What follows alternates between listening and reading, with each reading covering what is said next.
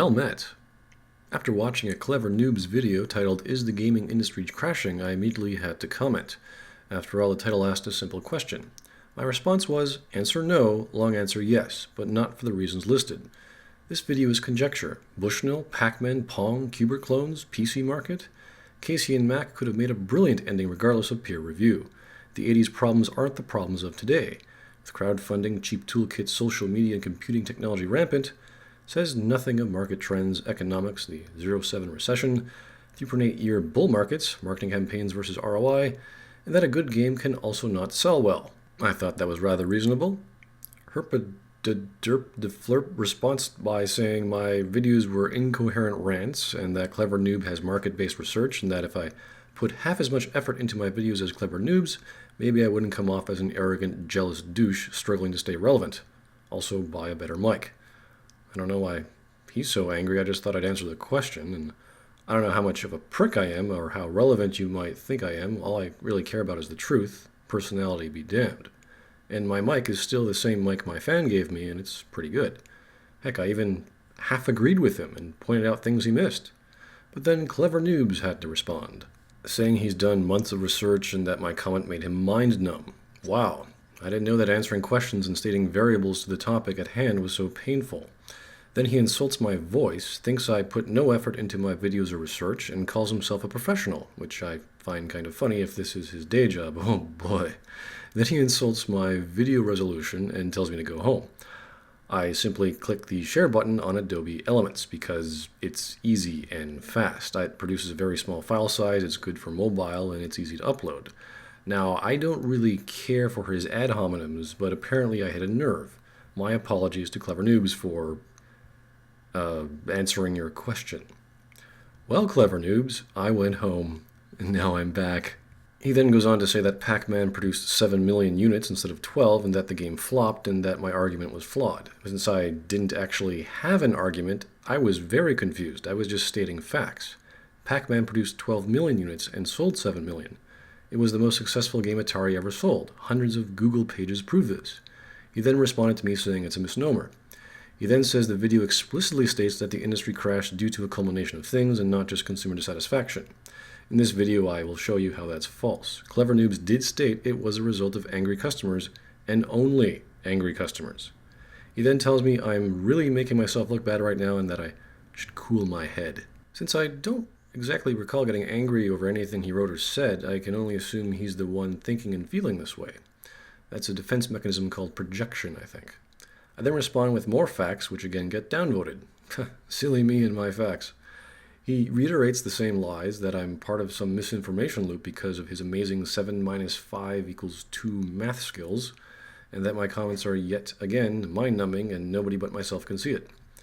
Then I simply ask for his proof. Maybe it is a misnomer, I don't know, he seems to think so. I apologize for numbing his mind, and I get attacked again by that herpy person. That I'm now making a public clown of myself for asking a simple question and that I should stop, because my reputation is really bad here, apparently. I then quoted him directly from the video, proving what he said was false, and got no response. So, in this video, I will show how CleverNoobs is the one with poor information, that he's lying, and perhaps his fan base is a bit too gullible. They say history tends to repeat itself when people of the future forget to remember the mistakes of their past, so it's time to break out those history books. Now pay attention, because this will probably be the only history lesson you'll ever be interested in learning. Great insult, yeah, because absolutely none of your viewers could ever be interested in the history of anything else. They're just mindless gamers, after all. Commanding roughly $3.2 billion in revenue.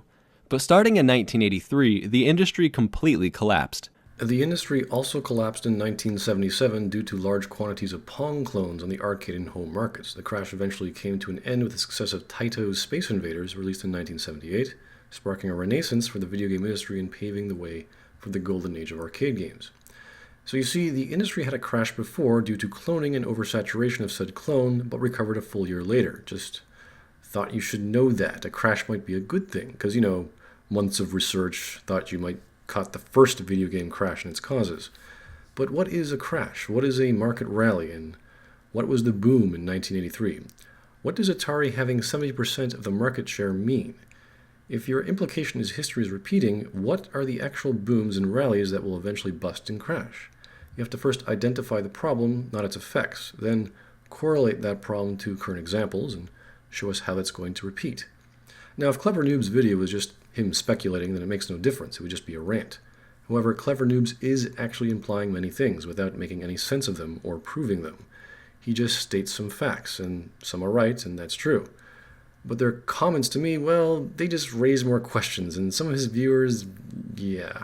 That means it lost over $3.1 billion in less than 2 years. In case you're not very good at math, that means the gaming industry went down in market value by 96.87% in that short period of time. Great insult number 2. Sorry, I can't find the exact 90% value to the 2 decimal places in division instantly. Just say the value and stop insulting your audience. Or maybe they like that. I'd say that just about gives the big KO symbol to any industry. Oh, I thought you said I was bad at math. Wouldn't the KO of an industry be 100%? And this all happened for one reason and one reason only, because consumers started to get angry and they started to show it with their money. So the reason the video game crash came in 1983 was for one reason only: psychology. People got angry and showed it with their money. Okay, let's Google video game crash of 1983. Let's go to Wikipedia. Let's click on causes. Plethora of games and consoles, competition from home computers, loss of publishing control, and high-profile failures. Okay, not quite seeing any anger here. There might be, but if you don't show or explain it, it sounds like conjecture. Okay, maybe you'll explain it later. Keep in mind this video is asking us an economics question on a particular market and explaining what its outcome or crash was really and only caused by buyer's remorse. And this all happened for one reason and one reason only, because consumers started to get angry and they started to show it with their money. Remember, CleverNoobs said the crash happened for one reason and one reason only: consumers got angry. What he should have done is one of these. 1. Provide a positive-negative correlation agreement. However, I don't know if he took first-year stats, and it would take a lot of time anyway to prove the causes he's trying to imply. Something a market analyst or psych major might do, but that's what I was expecting from months of research, not lies, conjecture, and nonsensical conclusions. Just saying there's going to be a market crash because a lot of games were bad doesn't mean there's going to be one today. I remember having a Texas Instruments 99. It had a plug-and-play synthesizer. It had great games like Munchman, Parsec, Qbert, MASH, and Alpiner. Alpiner especially, since it had music by Edvard Grieg called Anitra's Dance as you tried to scale a mountain. It was great. I'm sure it had a bunch of bad games too, but I never played those. As a kid, they just never interested me. You could sort of tell by the box. I certainly don't recall my family who bought them for me getting angry at the developer, the publisher, or the retailer. It was all fun and games, literally. Now, if you aren't stats heavy and can't conduct your own experiments, you could try 2, pattern recognition. You look back and see over time the small observations that have been made. These are called data points. You interpolate with your data points, like one observation is similar on another day, and find a pattern, and then extrapolate to come to an endpoint or conclusion. But this has to come within the data set. You can't just wildly think up ideas outside your observations, and it must be quality of product. All CleverNoobs has done is ask whether an industry is crashing, assumes it's because of the quality of the products from that industry, and doesn't talk about what the industry is now, or what a crash is, or what a crash would be like now, or what a rally is, or what the scope of the 1983 crash was in relation to now. His method is wrong, some of his facts are wrong, his interpretation of those facts are obviously biased, he's not using data points, his comparison is wrong, the use of stock charts is nearly pointless, and ultimately, well, his conclusion isn't even a conclusion. The man is just rambling and gets lots of things wrong. But his fans love it and hate simple questions. The developers and production companies during the Atari era of the first generation of gaming began to produce games at an alarmingly fast rate at the sacrifice of quality, and consumers started to notice. Right, that's correct. Activision was founded by ex-Atari employees in 1979 and was the first third-party developer. Atari tried to block them with the restraining order in 1982, and they failed, which legitimized third-party developers to make games for the new Atari 5200. The problem was there was also other consoles on the market. The Astrocade, the Gemini, the Arcadia 2001, AdventureVision, Vectrex, ZX Spectrum, ColecoVision, Magnavox Odyssey, which had their own libraries and third-party games. To me, that sounds like a basic marketplace of competition. Lots of options and thus lower prices. But why were people getting angry about that? If I bought something and I found the product to be of low quality, I would legitimately get angry. But I certainly wouldn't get angry when walking into a store and seeing lots of options. If there's lots of options, then it's an issue of saturation. Lots of companies trying to sell their product, but they can't compete with other companies. And consumers don't buy multiple games on multiple systems on release day.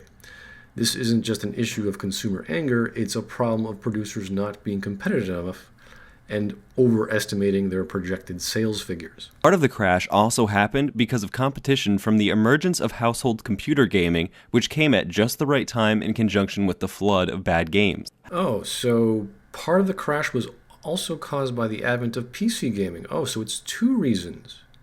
Angry people didn't buy anything because of quality, and the PC gaming market merged.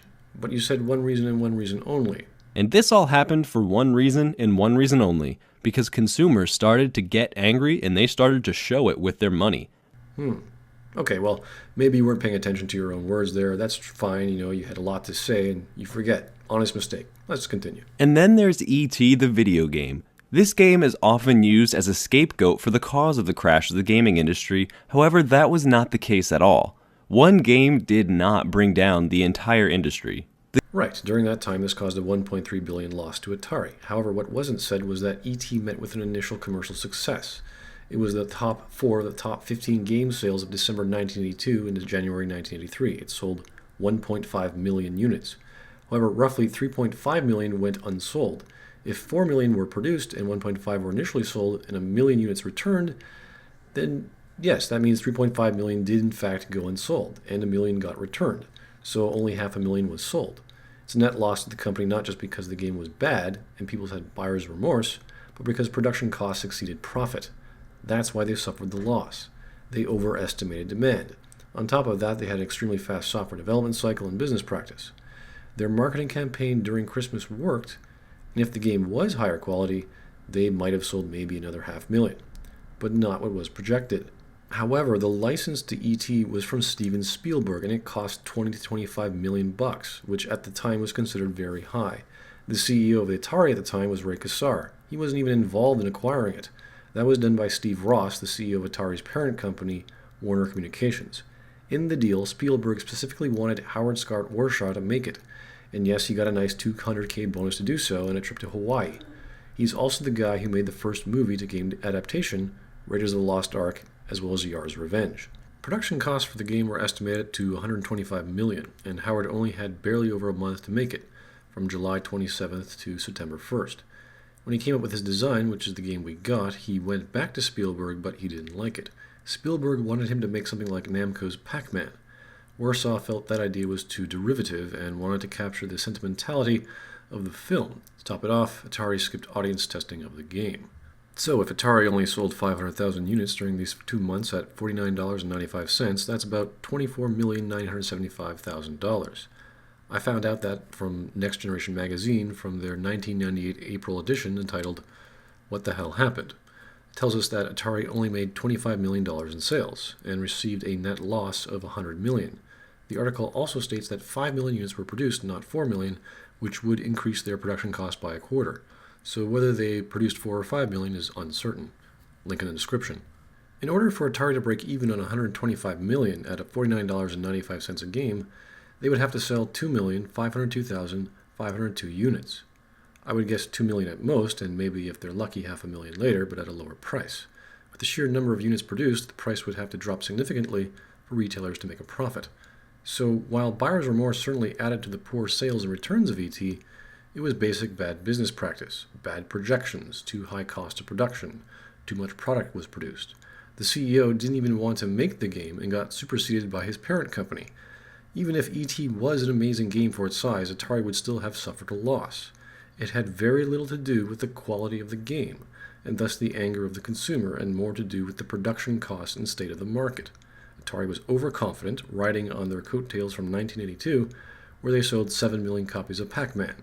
The marketplace of 1983 was overcrowded. So why did this happen? Why did so many companies decide to start producing such horribly low-quality games, knowing full well that they were terrible? especially when the gaming industry was capable of producing home run hits like Space Invaders 1980 for the Atari port. Space Invaders actually came out in 1978 in arcades. A clone of it came out in PC on 1979 called Super Invader, which was also cloned again in 1981 on the Texas Instruments called TI Invaders, which I had and it was great. Cloning was one of the reasons for the video game crash of 1977. For Atari, brilliant developer Rick Maurer already had half the game made before it went into production. He spent 4 to 5 months on it, but no one at Atari was interested. It was just his little project after seeing it in arcades. So he stopped working on that and started doing Maze Craze for about 4 months. Ray Kassar heard about how much Japanese yen was put into Space Invader arcades, and Rick jumped at the chance. That 4-month break gave him the opportunity to solve the flicker problem. Probably helpful to have that little 4-month break was that I was able to solve the problem of how to get rid of the flicker. Space Invaders was also the first successful licensing of a game porting from arcade to console. Some sources say 1, others say 2 million units were sold. It was also considered the game that ended the crash of 77. However, it did not compare to the arcades, missing the number of rows of enemies by half. However, people loved it anyway, inspiring Hideo Kojima and Shigeru Miyamoto alike. Regardless, it was a brilliant use of technology. Missile Command 1980. The arcade version of Missile Command was made by David Thurer and ported over to the Atari 2600 by Rob Fulop. David had a degree in psychology and used his skills to make addictive games. Rob Fulop's adaptation to the Atari remains the sterling example of the most successful translation from arcade to console. I decided that with Missile Command, I finally got it out of my big fat head that our customers wanted accurate translations of arcade games instead of new features that made the game look and play different from the arcade versions that people were familiar with. President Reagan apparently was a fan, as this was happening during the Cold War era. It was a stressful, high-action game with multiple conflicts hitting the player simultaneously, a massive trackball that translated well to the joystick, and with most players in arcades never getting past level 5. For the Atari, Missile Command went on to sell 2.5 million units. The arcade version came out in July 1980, though I can't say how long it took to port Missile Command over to the Atari. Ray Kassar did thank Rob with a free Christmas turkey. So, 2 brilliant designers, a zeitgeist, no licensing issues, no major production or marketing costs, a turkey for a bonus, and having proven popular in the arcades, showed how this game became a commercial success. Frogger 1981. Frogger was made by Konami, and Atari received 3 ports of it, but Konami released it all on major consoles and home computers. For home computers, that's the C64, the Apple II, the 128K Mac, IBM PC, Atari 2600 Supercharger, and the TRS-80 color computer. And each system received multiple versions.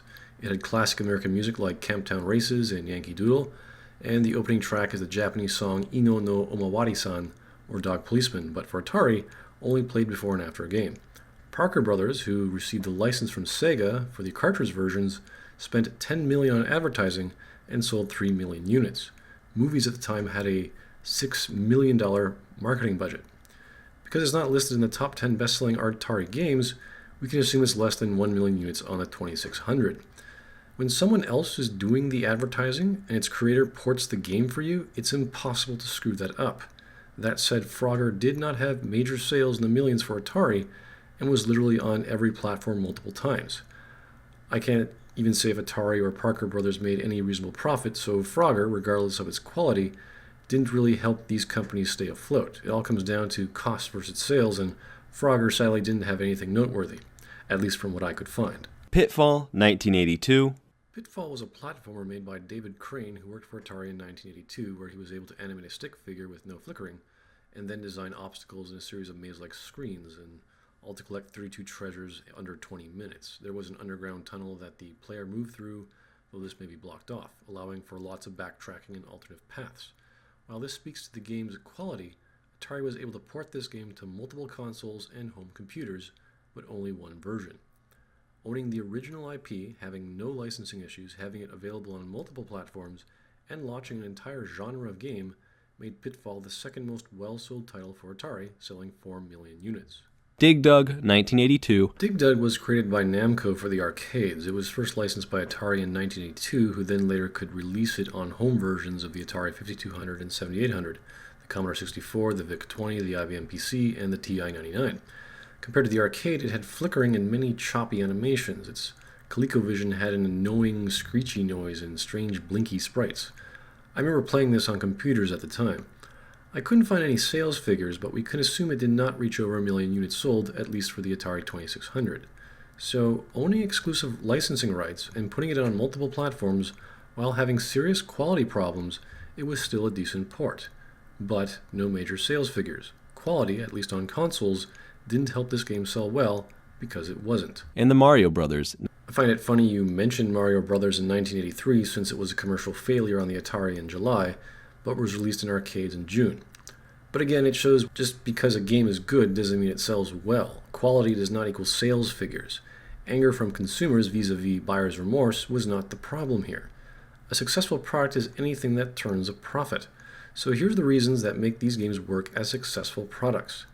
Being a pet project or already working on them before production, owning the original IP, little to no licensing issues, having exclusive licensing rights, publishing on multiple platforms, creating an entire genre, external advertising, brilliant designers, a zeitgeist, and cloning that breeds competition. Notice how I didn't mention quality, well, aside from cloning. You can have the highest quality game, but if it doesn't sell or its production costs are too high, it isn't marketed right, it will be unsuccessful. Cloning doesn't necessarily imply quality, but hopefully implies competition. Just thought you guys should know that since, CleverNoobs asked. And dare I even bring up the horribly console-ported version of Pac-Man. Believe it or not, Atari actually guaranteed the programmer that they hired for the job a massive payday before he even finished the game. So what incentive did he have to do a good job? He was already going to get a huge salary anyway. He was just trying to get the job done as quickly as possible at that point. And this is the type of mentality that completely ruined the gaming industry back in 1983. Everybody was just trying to tap into the gold mine that was the gaming industry. You're right, I don't believe it, because you're factually wrong. Maybe if you did one more of those months of research, you'll find out and learn what actually happened. Although I only did 2 days of research, so maybe more quality time and less quantity, In the video documentary Once Upon an Atari, Episode 2, The Enemy Within, Todd Fry, the programmer of Pac-Man, he, like the other programmers of Atari, represented a lot of bonus programs which weren't very good. This was to keep talent in Atari as there was competition from other companies. For Fry and Warshaw, it was most notably from 20th Century Fox, and so they contacted their boss, George Kiss, the director of software. Finally, Atari broke down and offered a serious royalty-based plan, which means only after units of the game they were working on were produced would they receive something from it. And the new compensation package was a $30,000 check for a bunch of us who had just released products. And it was a $30,000 release bonus and 10 cents per cartridge. That sounded pretty good. In Stella At 20, Volume 2, a documentary, Fry says he worked on the project for 6 months. The Pac-Man port was expected to be finished on September 1st that year. Keep in mind, Pac-Man was released in 1980 in arcades, and the Atari 2600 hardware was about 3 years old. He did the best he could with the time provided. He invented a variable flicker system, but Atari would not let him use it. He was only using a 4K ROM cart, and his new kernel required 8K. I just worked on it for 6 months, 60, 80 hours a week. Initially, I started designing a kernel that would support the variable flicker. The flicker. When you discuss Pac-Man, one must discuss flicker. Fry received his first major check of $250,000 in May of 1982, well after the game was finished, as well as a $310,000 check. May that year, I got my first check for $250,000+. And that was a very impactful experience. I always remember that time that Todd, when they gave he got the $300,000 check, he showed it, he was flashing it around, $310,000. It was just really pretty amazing. Since Atari manufactured 12 million units at 10 cents a unit, Fry would essentially become a millionaire. In case you're not very good at math. That's 1.2 million bucks. I just moved the decimal place. Yeah. Answer me this, CleverNoobs. How does one become a millionaire at 10 cents a unit when only 7 million are produced with a 30K bonus on completion? In case you're not very good at math. That's 730K. Close, but no. Link in the description in case you don't believe me, or just Google Pac-Man and million and see what you find.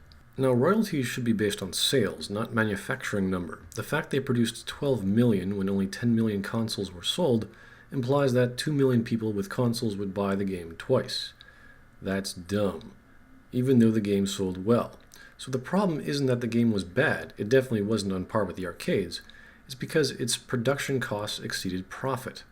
And that crazy bonus program didn't help things either. Odds are that they automatically assumed that the rest of the games would be equally as amazing, because this was all brand new to them, so they just assumed that the quality was going to continue. They were wrong. And you just generally assume the entire mindset of consumers from the 80s. Okay. So when they were bombarded by this sea of terrible games made by third-party companies that had nothing to do with the gaming industry, it makes perfect sense that they would lose their interest in the industry as a whole. Or there were too many hardware and software options and could only afford one, as these companies' projections were off and they just made way too many units that didn't sell. Or maybe there wasn't enough price competition. Or maybe because the PC market just started up. Or maybe there was a lack of marketing. Or maybe there was a severe recession going on in the United States between July 1981 until November 1982 as a result of stagflation and Reaganomics. Unemployment and inflation were at record highs.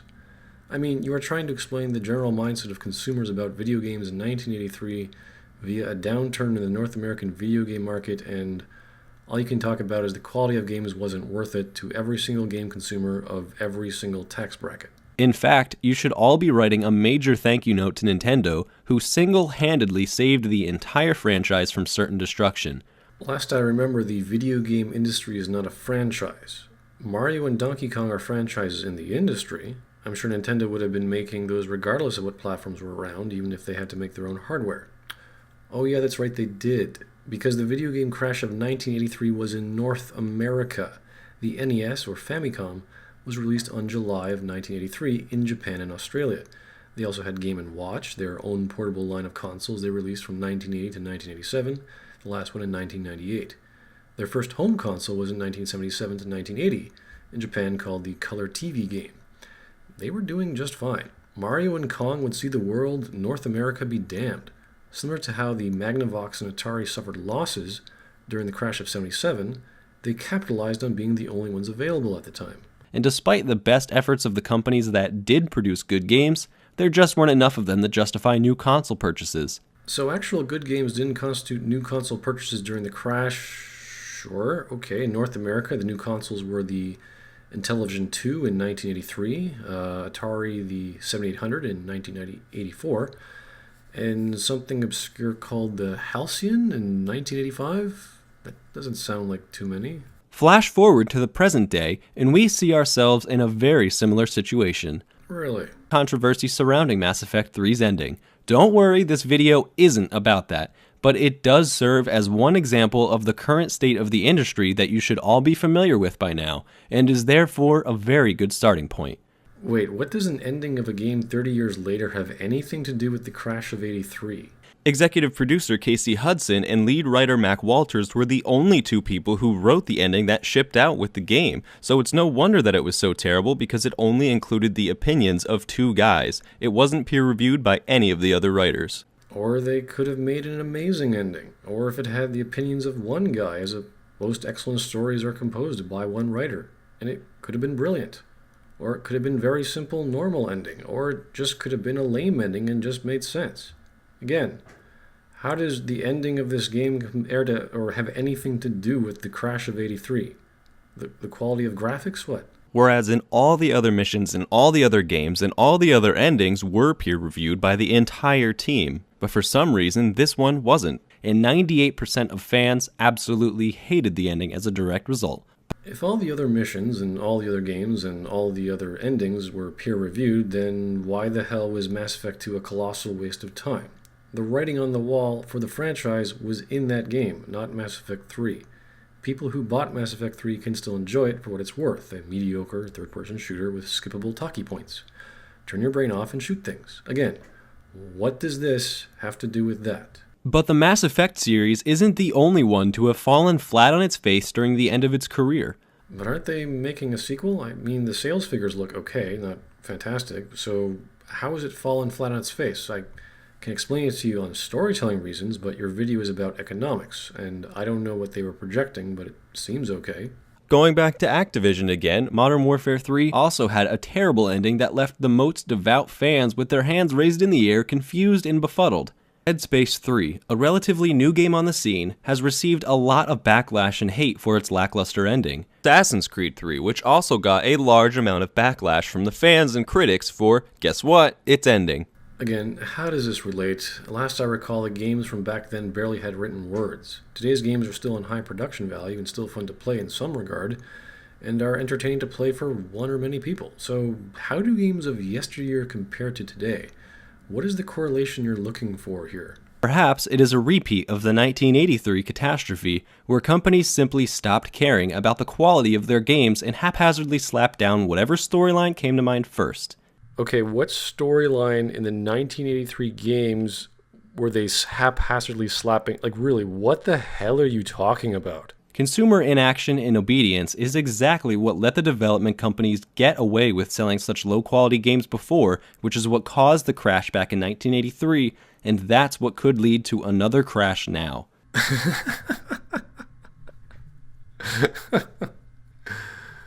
Okay, let's start from the top here. So first it was this. And this all happened for one reason and one reason only, because consumers started to get angry and they started to show it with their money. Then it was this. Part of the crash also happened because of competition from the emergence of household computer gaming, which came at just the right time in conjunction with the flood of bad games. And now it's this. Consumer inaction and obedience is exactly what let the development companies get away with selling such low-quality games before, which is what caused the crash back in 1983, and that's what could lead to another crash now. Do you understand English? Like your own? I don't think you're fit to be answering an economics question of this scale. And yeah, your bias towards Mass Effect 3 is insane. The gaming industry is larger than consoles and AAA titles. Your anger and trying to get your audience to be angry to do whatever it is you want them to is asinine. No offense, but your little network of followers isn't going to do anything. You're not making sense. You have no correlation between the game endings of today within the context of their stories and the non-existent stories from games in the start of the 1980s. They were on 4 kilobyte carts. I don't even think they had end scenarios, let alone story endings, and if they did, you aren't comparing any of them. Likely for the same exact reason, rushing the project in order to make more money faster. So what? So what if EA releases games whenever they want? Do they sell well? Yes. If they do sell well, and they do this every year, EA is just doing something right. Their flagship, I think, is the FIFA franchise, and if they don't sell well, they're out of business. Your thesis is good games sell well. Well, that's going to prevent a crash. That's wrong. There's dozens of brilliant games that don't sell well. How does marketing fit into your theory here, too? Because great games that have stories with apparently good endings, like Alpha Protocol, which sold 720,000 units, Alpha Centauri sold close to 150,000, and Planescape Torment sold 10,000 units? But this isn't just gaming. Every industry is like this. 90% of everything in the market is going to be crap, and not everyone is going to like the same thing for the same reason. The same with experiences, or my experiences, with the Texas Instruments 99 back in the day. So what are you talking about? How does this translate to sales? How can you answer an economics question by talking about EA Sports? Why should consumers pay money for the exact same game that they've already purchased a year earlier with nothing more than mere roster updates? Many would say that they've even done the same thing with the Madden series year in and year out. Right, exactly. So, what's your point? What are they doing wrong? Sports titles sell nearly in the millions every year. How the hell is EA going to bring down the industry if the games they make constantly sell? Despite how huge EA is, they have only become more fragile over the recent years. Here's a 5-year history of EA stock. They seem to be doing fine. I mean, not amazing, but nothing bad. Oh, I wonder why their stock dropped in 2008. I wonder if it had anything to do with the economic crisis of 2008, where they were forced to cut 1,100 jobs. And this is just stock value, which says nothing of their sales. Now, if you want to compare the 2008 crisis to 1980s recession as a base, great, that'd be fantastic. I'd love to hear how that's all going to connect. And the stocks just plummeted even further for EA, not seeing any new real sparks of life until this past month when Dead Space 3 was released. But Mass Effect 3 made over 200 million in sales. How did one game cause the stocks to go down? To think that way would be pretentious. But what about this dip in July 2012? Let's see, DreamWorks picked up the license to Need for Speed from EA. The Secret World came out, the SimCity Social came out on Facebook, NCAA Football 13, there was a poker game for iPhone and iPad, free-to-play Ultima Forever, and Star Wars, The Old Republic, went free-to-play. That's important.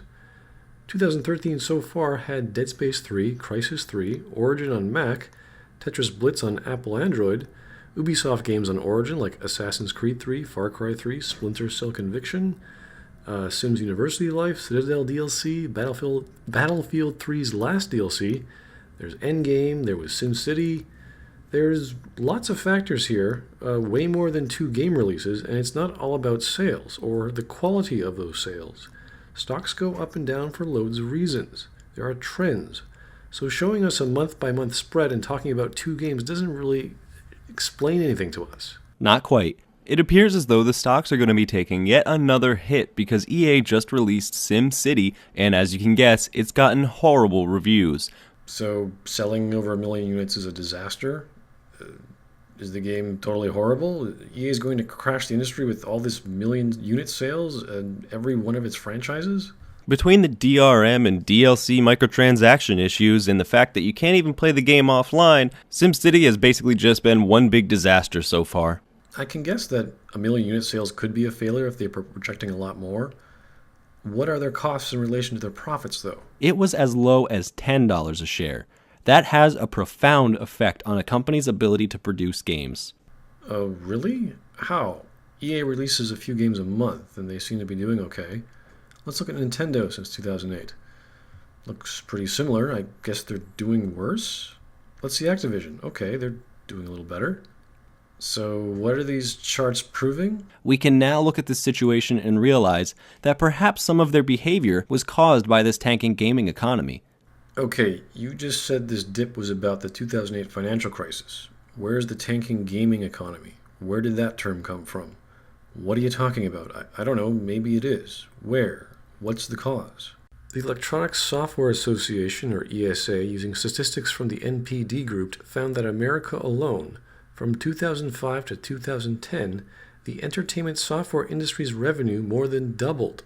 Over the same period, the entire U.S. gross domestic product only grew by about 16%. The entertainment software industry added nearly $5 billion to the U.S. GDP in 2009. It seems regardless of the rest of the economy or the 2008 financial crisis or whatever subjective stuff you're talking about like stock values from companies, the gaming economy, at least from the States, is doing just fine. Again, where are you getting your stats, and how are you coming to the conclusion of a tanking game economy? It seems like only Microsoft has managed to escape the broken economy of 2008, and I bet that it's solely because it's Microsoft we're talking about here. They're not just a gaming company, they're the developers of Windows after all. Bill Gates, guys, Bill Gates. Wow, that's a great analysis.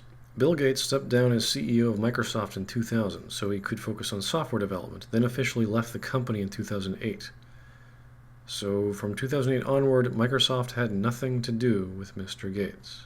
But even they kissed the curb for a while there after the recession. So if the recession of 2008 even temporarily wounded the almighty Microsoft, then it's no surprise that it absolutely decimated the always fragile gaming industry, even when the global economy started to pick back up. And what's your point? You sound like you're speculating, like you know what's going on with this graph. You just listed about a dozen companies and didn't say anything about how their stock value relates to anything aside from the 2008 crisis. You haven't talked about dividend yields or how big their cost of production and marketing are, or overhead costs, or inflation, or unemployment, or interest rates, or tax rates, or how larger companies have massive bureaucracies and take time to adapt, or even their 2011 fiscal statement. So what if all these gaming company stock values are between 10 and 20 bucks, which has nothing to do with gamers being angry and speaking with their wallets, or these games being of a certain quality, or how successful their marketing was in selling the games, or how much money they're even making? Yes, we're in a recession. Every industry is being hit. What is your point? But you know what? Valve is one of the only companies that is succeeding at the moment, so perhaps giving themselves enough time to develop each game and ensuring that it will be a hit is exactly the model that the other gaming companies should be following at the moment. That's the model the gaming companies followed back in the golden era of gaming, and that's the one they should be following now, because it works. What business model would that be? Surely it wasn't the digital download model. That doesn't relate to 1983. Your entire argument is they take a long time to release a game. That's why they're successful? Then how come Pac-Man did so well? Valve has Steam, a gaming e-com service and digital distribution management system. They're a publisher-developer service. They can create all kinds of games with their source engine, as can people. Or people can make their own creation and sell it on Steam as a digital download. They also provide higher rates of royalties compared to other publishers, like 25%. Now, if you think video game quality is as many hats you can buy from Manco, well, have they got a game for you. Why, they might even save the industry from whatever collapse you're talking about. Go Valve. Now, some of their success is definitely attributed to the fact of the wildly successful Steam software. However, that's not the only reason that they're succeeding. It is the main reason they're succeeding. Where do you think they make their money? But EA also has their own service called Origin, so it's a good thing they've got a service just like Valve, right? Or are they going to go bankrupt? In the past 5 years, Valve has only released one game a year. In case you're not very good at math, That's 5. Left 4 Dead 2 sold well in stores and on Steam, and it's getting updates and expansions. Alien Swarm came out in 2010, and it's free. Well, that's not going to save the industry now, is it? Portal 2 sold 3.65 million units. For Counter-Strike Global Offensive, I can't find any sales numbers. And then there's Dota 2, which has finally come out on Steam.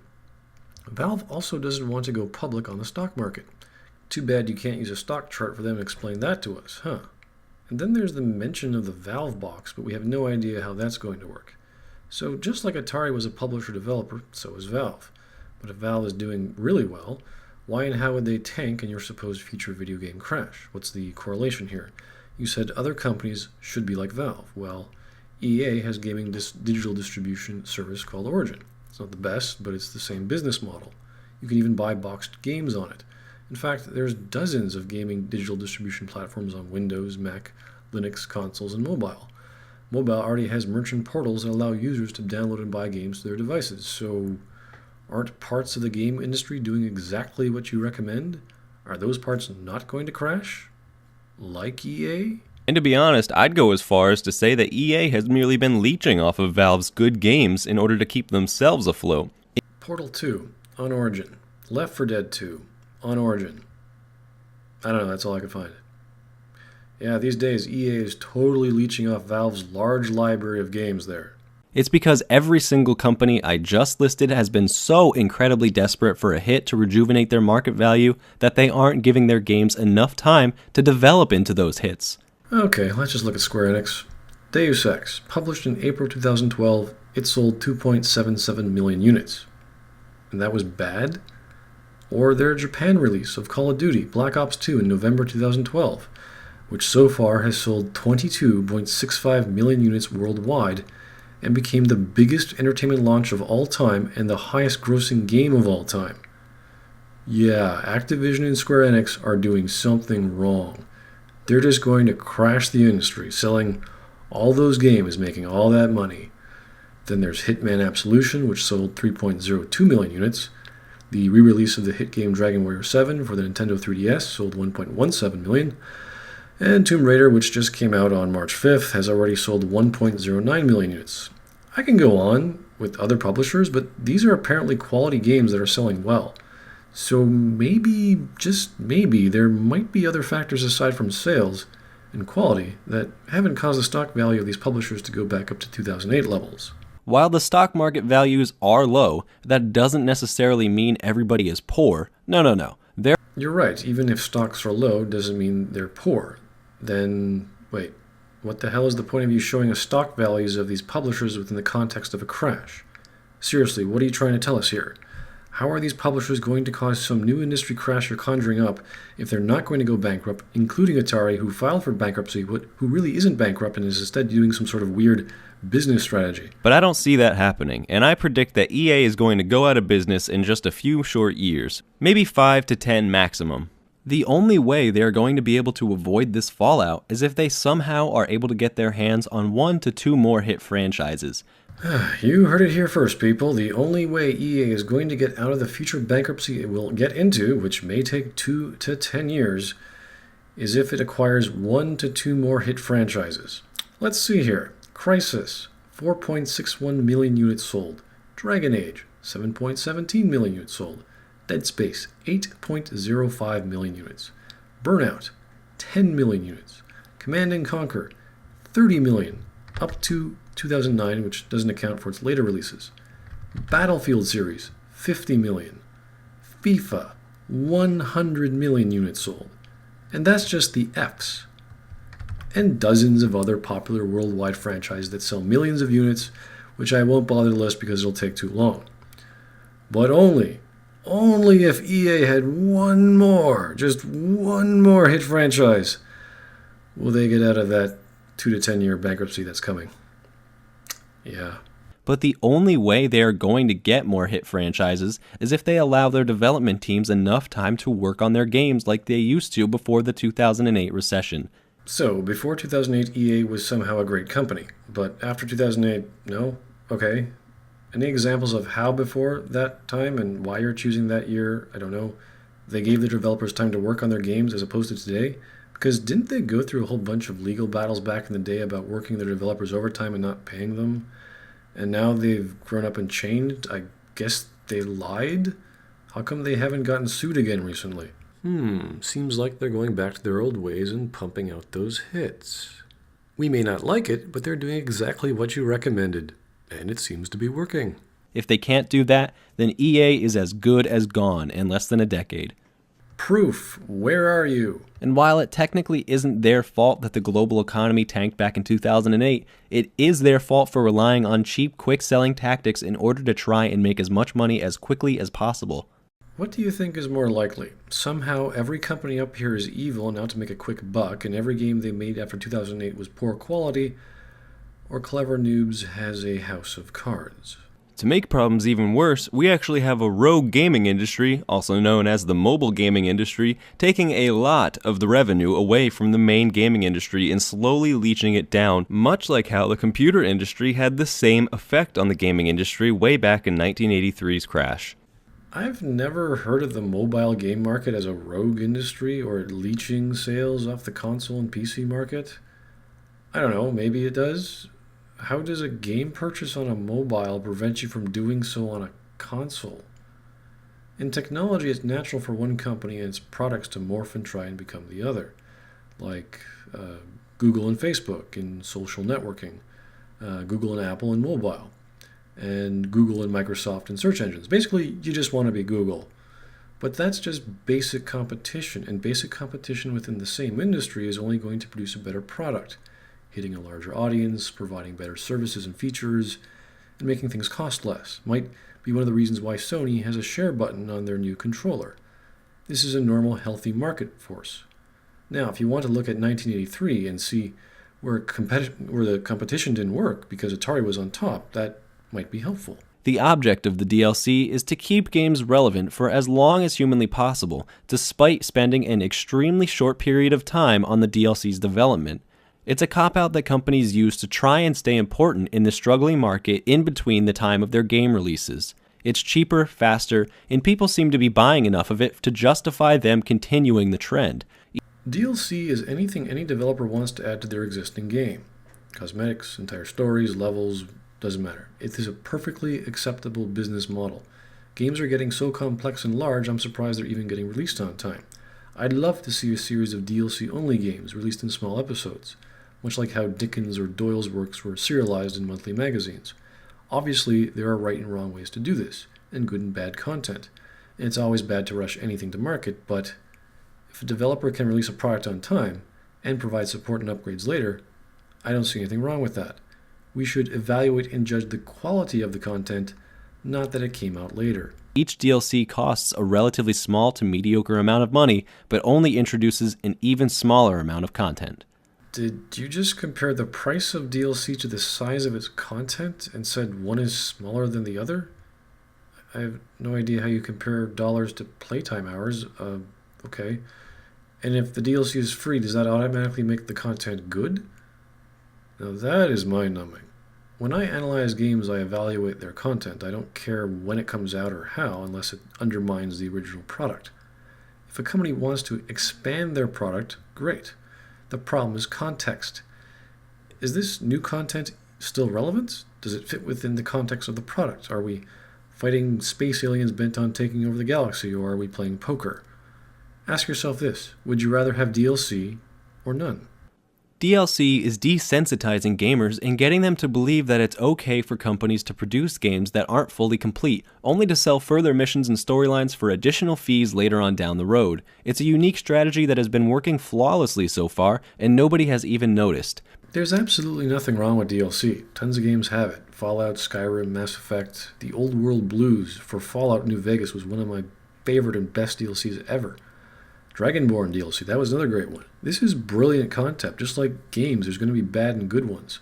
I don't know, do what consumers normally do. Read reviews, ask around, shop around, exercise thrift, don't buy on the first day. It's a recession after all. Some online games have micropayments. There's free-to-play games that have microtransactions. There's nothing wrong with these business models. It happens like crazy online. Valve does it. Heck, they have games labeled episode in the title. I think it's called episodic gaming, but I haven't really seen too many examples of that, and there's nothing wrong with the business model for it. The content itself, that is what is worthy of our analysis. If you don't think your product is worth the money you paid for it, then you simply wouldn't bother with any additional content the developer would create. There wouldn't be any anger, and thus no buyer's remorse. Companies were like an old skilled blacksmith who treasured each of his creations, producing amazing pieces of work each time. While I am all for quality games, there's nothing wrong with releasing titles that have additional later content, whether that's an update or a new storyline it adds to the gaming universe. Now, it could also degrade the gaming universe if it's bad or contradicts the lore or some such, but that says nothing of why DLC itself is bad as a business model, let alone how DLC is going to crash the gaming industry or contribute to it, or how the idea of it is desensitizing gamers. I don't believe that's the case. If you care to explain yourself, I'd be very curious. Now the industry is more like an assembly line, producing cheaply made product after cheaply made product, only to release these DLC packages in between game releases that you can buy for a nominal fee that ultimately end up collecting dust on your hard drive after you play with it for a day. So every DLC from 2011 on is crap? And you only play with it once? Well, I guess there's no difference between that DLC and DLC from 2010 and before that, right? Or all the expansion packs for games. Or bad games, for that matter.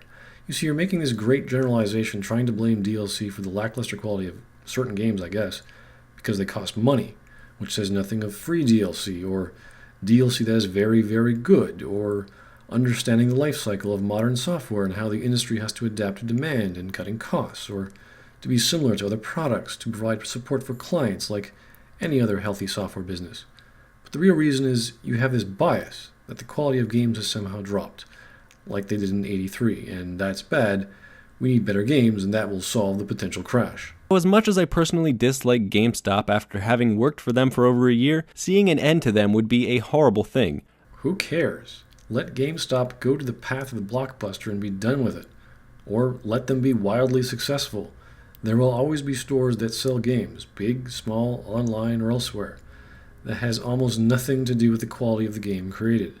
Casual gamers would completely lose interest in the industry because they won't be able to buy their games from GameStop anymore, let alone the fact that they would no longer be able to bring a game to a friend's house to play without having to pay an extra amount of money. Or they could just go to another retailer, or do digital downloads, or sell boxed copies through digital download. And yeah, casual gamers, the majority of their purchases occur online. Big Fish, Play First, Mumbo Jumbo, Sandlot, ever heard of those portals? You seem to have completely disregarded the rest of the $65 billion gaming industry. Or you could mean casual gamers as in the type of person, not the type of games they play. Why are you even bothering with that demographic when you haven't even talked about every other game genre that makes up the marketplace? Could you please look at your months of market-based research that covers the entire industry and not your part of it? Any marketing firm should be able to see the horrendous repercussions of such an act regardless of where they are as a development company or as a retail middleman, which is why I personally believe we are never going to see it happen, thankfully. Oh, so the crash will not happen as a result of the retailers going bankrupt. So why are you wasting our time? While all of this gaming Armageddon industry doomsday talk is certainly scary to us as gamers, we have to open up our eyes and acknowledge the fact that it's happening right now and then do something about it. Ironically, it seems as though the only way we're ever going to see a change in this industry is to force another gaming crash. Okay, you're saying the crash will come, but in order to change the industry, we need to force a crash. After all, consumers losing interest in speaking with their wallets is the very reason the gaming industry crashed in 1983, which then forced the gaming industry to shift their ideals and enter into the amazing era we all remember way up until 2008, where the gaming companies actually cared about the games they produced. Okay, first off, Nintendo never changed their ideals. To my knowledge, they were unaffected by the North American crash of '83 and were producing games and systems before then. As I said before, the Famicom came out in '83 in Japan and Australia and 2 years later in North America. So their ideals were always the same. The same goes for Atari. They, like the other companies at the time, merely made bad business choices and the marketplace was overcrowded. Hopefully they will wise up before a second crash hits, but if not, then the only way to make them listen is to put them in the red. Consumers did not put game companies in the red in '83. The game companies did that to themselves. There was too much product, and no one was buying at the rates they were expecting. It also had very little to do with the quality of the product. Their expenditures simply exceeded their revenue. Even if every single game on the market was amazing and brilliant, there was simply too many options and not enough people to facilitate those purchases. And by the way, I'm not saying that you should boycott all of the gaming industry, I'm merely saying that you should save your money and spend it on gaming companies that you know produce good titles, not publishing and development companies that you know are just declining in quality over time. But what if I like EA sports games like FIFA, or any other game not on your list? What's wrong with me supporting those companies? What are you trying to tell me here? Because if you're telling me I should just buy whatever I want, then what the hell was the point of you showing me anything in this video? And don't worry, even if there is another gaming crash, I personally believe that the entire industry would bounce back from it and hopefully become even stronger than they ever were before after they relearn the crash of 1983 firsthand. So this video is asking us if there will be a crash, and you're saying there is going to be one, but don't worry. So why did you make this video? You're warning us about nothing. What's your point? The fact of the matter is there's just too much money to be made in the gaming industry, so nobody is just going to sit back and let that money run away from them. But you just said not to support bad companies. I thought you told us we need to talk with our wallets, that is, not spend money that helps bad companies, because the bad companies make the bad games, except when they don't. But I may like a game from one of those bad companies. So, Mr. Months of Research, what exactly do you want us to do?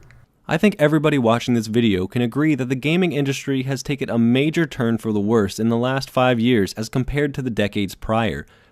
The gaming industry seems to be doing fine. The mobile market is taking off like crazy. Ditto free-to-play online games and the social media market and their own unique business models. The mod community is larger than ever. It's how games like Counter-Strike, Battlefield 2, and League of Legends got started. With the advent of crowdfunding, we've got an entirely different business model for having games produced. There's GameStick, a portable game console with apparently over 500 publishers. The Ouya, the first ever open source console coming out that's designed for the community. It's made to be modded, and with major publishers already signed on.